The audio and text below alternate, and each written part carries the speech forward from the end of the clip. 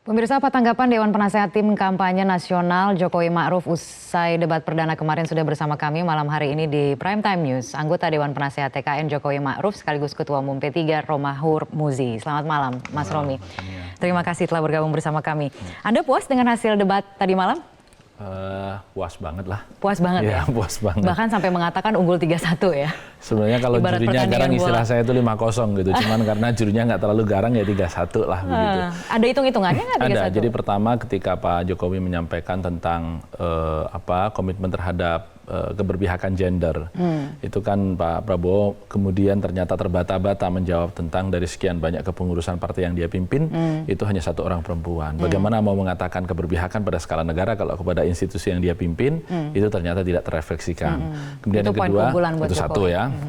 Goal pertama itu. Goal kedua ketika berbicara keberpihakan terhadap pemberantasan korupsi. Ternyata kemudian lagi-lagi partai yang dipimpin oleh Pak Prabowo ternyata juga memiliki dalam catatan ICW sekian banyak caleg eks terpidana korupsi yang cukup banyak dibandingkan dengan yang lain sehingga kemudian dipertanyakan komitmennya karena yang nandatangani langsung Ketua Umum dan itu berkali-kali disampaikan oleh Pak Jokowi. Sampai kemudian ujungnya Pak Prabowo kan nari-nari begitu. Jadi udah seperti kehilangan keseimbangan. Anda membacanya seperti itu? Saya melihatnya seperti itu karena tidak dalam posisinya lah ya. Kalau kita kemudian apalagi itu live disaksikan oleh jutaan rakyat Indonesia, tetapi kemudian seperti itu. Kemudian ketika ditanya tentang tumpang tindih hukum itu selalu kemudian dibawa kepada arah penciptaan lapangan kerja, terutama Sandi yang selalu mengatakan itu hukum yang menciptakan lapangan kerja, hukum yang menciptakan lapangan kerja ini bukan lapangan kerja, ini kita berbicara penegakan hukum, HAM, terorisme dan korupsi begitu. Tetapi pada sisi yang lain ketika Pak Prabowo kemudian juga menyatakan di antara menteri-menteri yang memiliki konflik kepentingan misalnya tentang impor pangan, memang Pak Jokowi kemudian juga tidak secara direct menjawab itu dan justru mensilahkan bahwa menteri-menteri boleh berbeda pendapat sepanjang belum diputuskan dan seterusnya. Begitu. Jadi itu yang saya katakan skornya 3-1 begitu. Tapi overall saya melihat posisi tadi malam memang Pak Prabowo seperti tidak siap.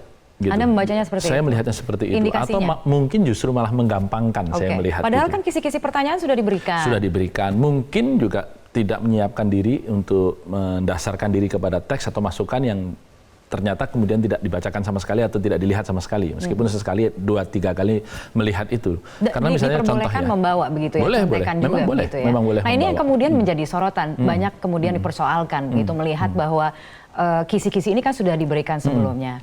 Nah, seberapa banyak sebenarnya yang disampaikan tadi malam itu memang benar-benar gagasan yang orisinil begitu ya? Berapa banyak yang memang spontan gitu? Nah, Anda mungkin bisa memberikan. Kalau saya melihatnya malah justru positif karena ketika kisi-kisi itu disampaikan, maka paslon dua-duanya tentunya memiliki kesempatan untuk melakukan eksplorasi lebih dalam.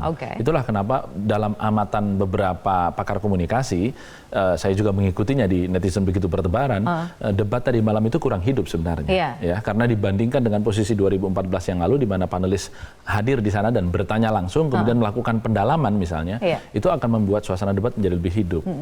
Karenanya kalau kemudian KPU akan mengevaluasi, pada prinsipnya kita menunggu apa hasil evaluasi KPU. Dan itu yang akan dilakukan Senin besok begitu ya. Kita harus jeda terlebih dahulu, akan kita lanjutkan sesaat lagi. Pemirsa tetaplah bersama kami di Prime Time.